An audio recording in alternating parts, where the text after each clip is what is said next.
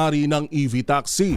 Base sa viral video, mismong ang driver ang nag-anunsyo ng hold up sa kasinamahan ng dalawang vlogger na umakto namang mga magnanakaw.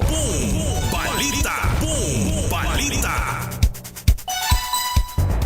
Samantala, arangkada na ikalawang bahagi ng taas-singil sa toll ng South Luzon Expressway o SLEX at Southern Tagalog Arterial Road o Star Tollway simula Hulyo 1 sa susunod na linggo.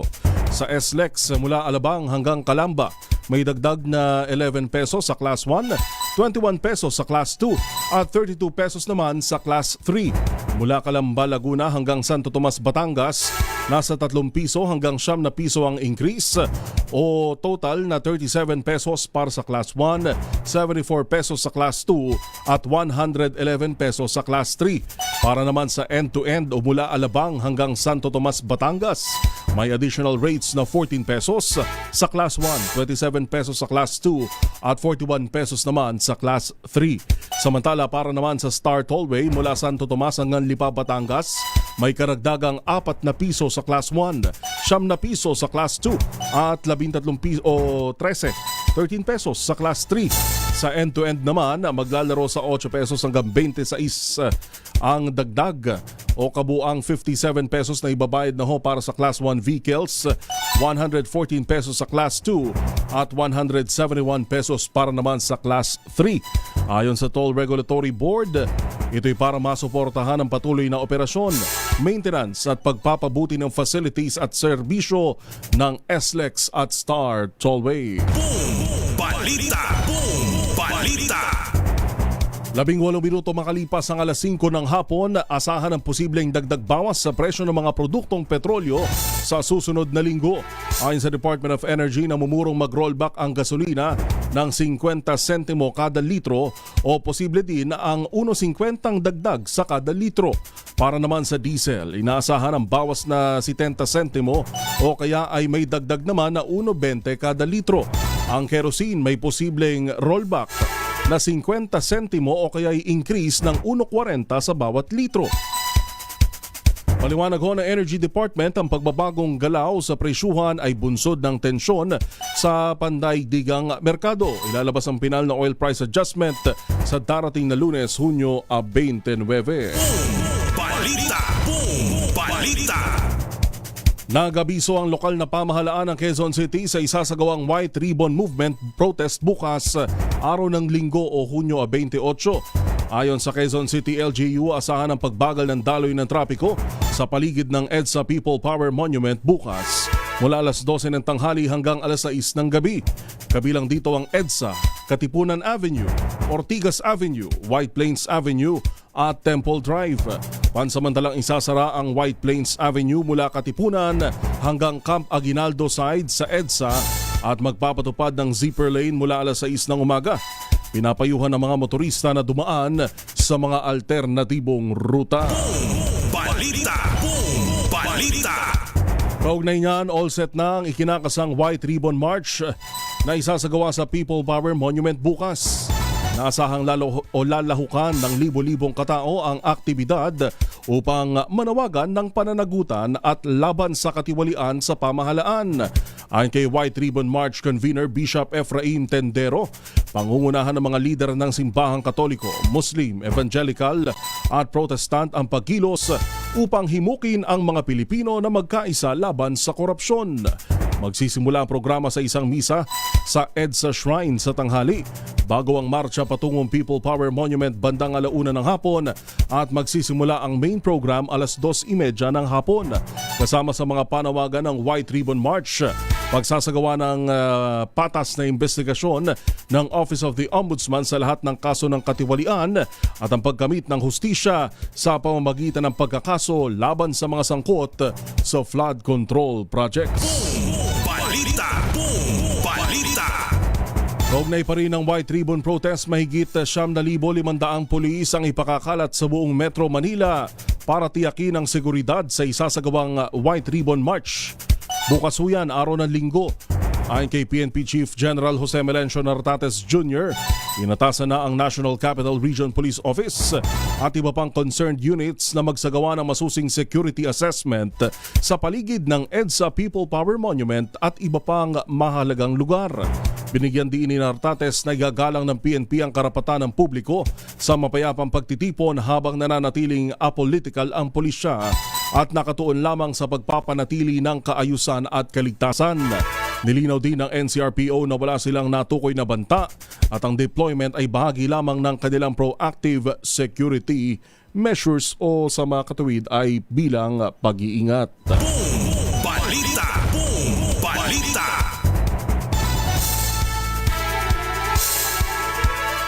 Samantala ho naman, inilibing na ang Ateneo men's basketball player na si Divine Adili sa Nigeria makaraang malunod sa team building activity sa Dipakulaw, Aurora.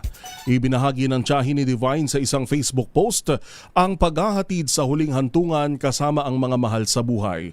Makikita ho sa video ang convoy ng mga sasakyan at suot ng kaanak ang black shirt na may mukha ni Divine at nakatatak sa likod ang jersey number nito na 14 o 14. Idilarawan ng mga mahal sa buhay si Divine bilang Starboy at Gentle Giant. Una nang inilaga ang labi ni Rene Baterbonia sa probinsya nito sa bayan ng Talacogon, Agusan del Sur nitong araw ng Miyerkules. Balita! Balita! Alas 5:22 na ho ng hapon, babalikan natin ang ilan pang mga balita dito pa rin sa DZRH Boom Balita at kakamustahin din natin ang sitwasyon sa mga lansangan sa Metro Manila. Of course, sa ating ratsyada ng mga reports, inyong nakakasama hanggang alas 6 ng gabi. Ito po si Yuel Reyes. Pilipinas ang oras, alas 5:23 ng hapon. This time check is brought. Wow, ang saya. Isang barangay na labada, puro mancha pa. Goodbye, pahinga. Mommy, isang laba lang yan sa Pride Bar Blue. May powerful stain-away enzymes na malupit sa dumit mancha. At di masakit sa kamay. Isang laba lang yan. Hello, pahinga.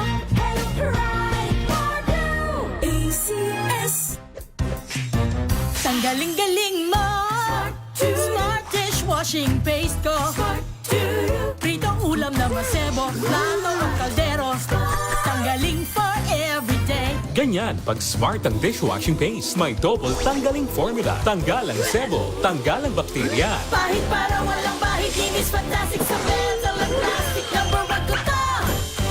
Tanggaling-galing mo Smart dishwashing paste. ACS. May nagbago. May arte. May budget. Akala nyo lang yon. So solid. White rose papaya. Wow, white rose. White rose papaya. Wow, white rose. White rose papaya. May glow up with a white rose papaya. White Rose Papaya. May puti power times 2 kasi may papaya at niacinamide. May shea butter and tea tree oil pa. Kutis sulit ang glow up. Glow up with a white rose papaya. White Rose Papaya. Kutis sulit ang glow up. ACS. Sa lahat ng bagay, simula pa lang, siguraduhing max protection na. Kasi pag kulang ang proteksyon, baka madaling masira. Sa ngipin, dapat may max protection din. Max sa halaga ng unique toothpaste. With Max Protect Formula, help stop cavities before they start, while keeping breath fresh. Try unique Maximum Fluoride Protection. Para max alaga, max protektado. ACS. Galalala Falcon. Galalala Falcon. Ang bango ng sampayan. Tara na magsayawan. Calafabcon, amoy nakaka-joyful! MX3, dito ko bilib.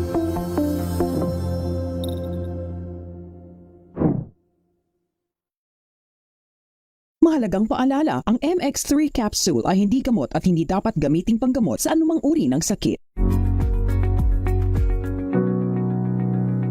This portion is brought to you by ACS Manufacturing Corporation, ISO certified, maker of world-class quality Pride detergent. Sa paglipas ng panahon, kasabay nito ang patuloy na ebolusyon ng teknolohiya at isa sa itunuturing na pinakamalaking breakthrough dito ay ang paglaganap ng Artificial Intelligence o AI. Ngunit dahil sa kakayahan nitong tapatan o lamangan ang mga tao sa maraming bagay, marami ang kumakalat na mga haka-haka tungkol sa tunay na kapasidad nito. Bagay na pinasinungalingan ni Bernard Marr, isang world-renowned futurist. Una, ang AI raw ay matalino, patas at walang bias. Ayon kay Marr, ang katalinuhan ay katangiang likas sa mga buhay na nilalang at ang kakayahan ng AI na makapag-produce ng mga output tulad ng tao ay nakabatay pa rin sa algorithm na gawa rin ng tao. Ito ang dahilan kung bakit hindi masasabi na walang kinikilingan ang AI. Halimbawa na lang sa Amerika, gumagamit sila ng AI para makatulong sa pag-predict ng pattern ng mga krimen, maging sa pagbuo ng mga hatol. Sa katunayan, lumalabas sa pagsusuri ng New York-based journalism entity na ProPublica na mas may pagkiling ang AI sa white people kumpara sa Afro-American population. Dagdag pa nito, nakaspecialize rin ang trabaho ng machines at malayo pa sa realidad na magkaroon ito ng kakayahan na kopyahin ang natural instincts ng isang tao o kung tawagin nila ay General AI. Pangalawa, ang AI raw ay magte-take over daw sa mundo. Tulad ng maraming bagay sa mundo, nilinaw ni Marr na walang nakakaalam kung saan patungo ang AI sa mga susunod na mga taon. Gayunpaman, katulad ng iba pang social structures at constructs na mayroon tayo ngayon, nakadepende pa rin sa atin ang pagre-regulate nito. Bilang mga tao, nakikita natin ang benepisyo ng AI sa buhay natin at hawak natin ang responsibilidad na patuloy itong pagyamanin para sa ikabubuti ng lipunan at pigilan ang pang-aabuso rito. This portion is brought to you by ACS Manufacturing Corporation, ISO certified, maker of world-class quality Pride detergent.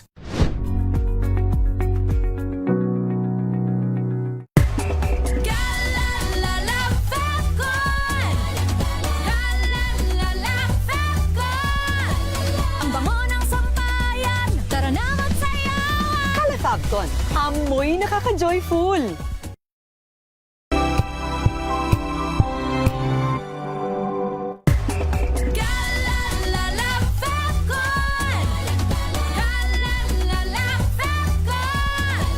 Ang bango ng sampayan, tara na magsayawan. Kala Fabcon, amoy nakaka-joyful.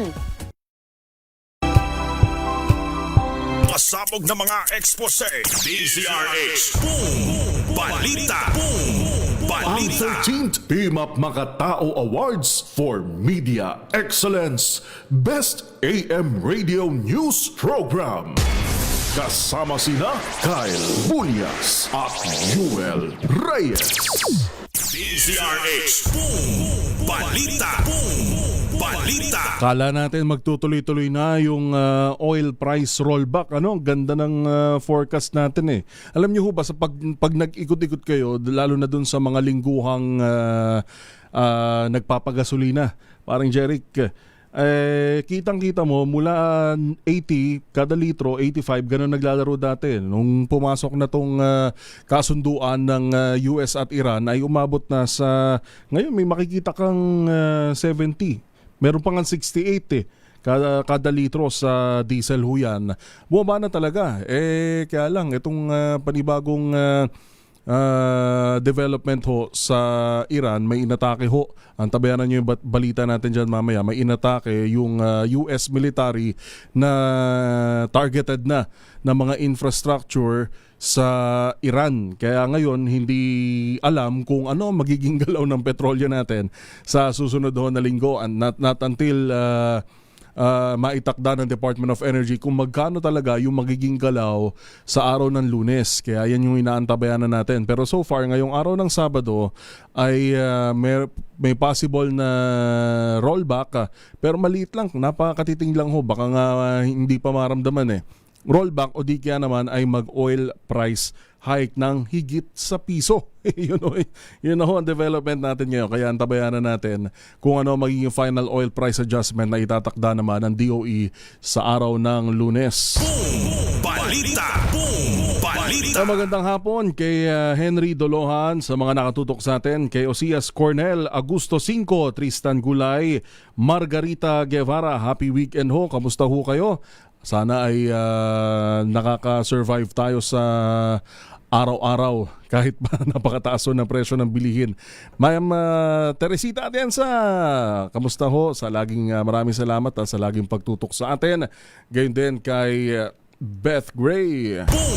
Balita. Balik-balita na ho tayo, ating alamin ang update sa nangyaring engkwentro o shootout dyan ho sa NLEX kahapon. Yun hong 3 sospek ay inihahanda na ang mga kasong ihahain laban sa kanila. Patong-patong na kaso ho ito laban sa 3 robbery suspects. Alamin ng detalye mula kay RH23 Edwin Duque. Edwin. Alright, babalikan natin ang report niya ni Edwin Duque. Samantala, Bureau of Customs magpupulong kasama ang ilang ahensya at stakeholders ukol sa e-waste shipments sa Subic. RH9, Tina Nolasco sa detalye. Tina. Magpapatawag ng isang malawakang pagpupulong ang Bureau of Customs o BOC kasama ang iba't ibang ahensya ng pamahalaan at mga grupong pangkalikasan. Layunin nito na magkaroon ng nagkakaisang aksyon kaugnay ng issue ng mga hinihinalang electronic waste o e-waste sa shipments sa Subic, Zambales. Kasunod ito ng mga panawagan mula sa mga environmental protection groups na agarang aksyonan ng nasabing issue. Ayon kay Customs Commissioner Ariel Nepomuceno, layo ng pagpupulong na mas maunawaan ang sitwasyon, linawin ang papel at responsibilidad ng bawat ahensya ng gobyerno, tiyakin na sinusunod ang mga umiiral na batas at makahanap ng mga praktikal at legal na solusyon. Kabilang sa mga inanyayahan sa pagpupulong ang Office of the Solicitor General, DENR, Philippine Economic Zone Authority, Department of Foreign Affairs, Department of Justice, Subic Bay Metropolitan Authority at mga grupong pangkalikasan tulad ng Basel Action Network, Sustainable Electronics, Recycling International at EcoWaste Coalition. Sa kasalukuyan, patuloy na tinututukan ng BOC ang mga legal na hakbang ukol sa nasabing usapin. Ito si RH9 Tina Nolasco para sa DZRH, una sa Pilipinas, una sa Pilipino. Balita. Maraming salamat RH9 Tina Nolasco. Samantala, patong-patong na kaso laban sa 3 robbery suspects na nahuli matapos ang shootout sa Bukawi Toll Plaza ng NLEX, inihahanda na ng PNP. Detalye mula kay RH23 Edwin Duque. Edwin. Well, bago yan ay nangalana na mula sa police at pagtuga na arresto sa kapatid sa hapon at doon sa Spaceway sa Bulacan. Matapos ang masusunod inspection ay hindi pa kaya Director General Bayan. Nilalang nila itong mga susunod at pagdoon at Flores. PSO sa pagdahan sa Salvador at Jeroma Rosa na nagpapalwa ng Sal habang itong Raymond Piado naman rider na nag-barangay sa City.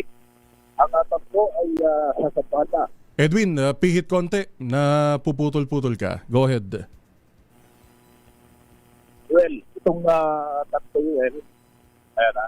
itong tatlo ay sasampahan na ng kaso na suspended order. Direct assault, Republic Act 10591 o illegal possession of firearms. RA 9516 ito naman yung illegal possession of explosives. Dahil sinagawang possessory ng kasokong kasi nakuha sa sakyan IS Gray dan may plate number NBO 4042 kung saan ay 2 granada at dalawang baril o 3 granada, 2 baril, isang flashbang na kabilang na itong na pinatitaw ng marijuana at nakuha sa loob ng banda. Unang sinabi ko gabi ni Regional Director General Jessa Montes na ang tatlo ay sangkot sa serye ng Holtaba at Matulog sa Region 4A kung saan ay malikap-lipat at lugar. Isa na rito ang Region 3. Kamakailan ay sangkot at tatlo sa Matulog sa isang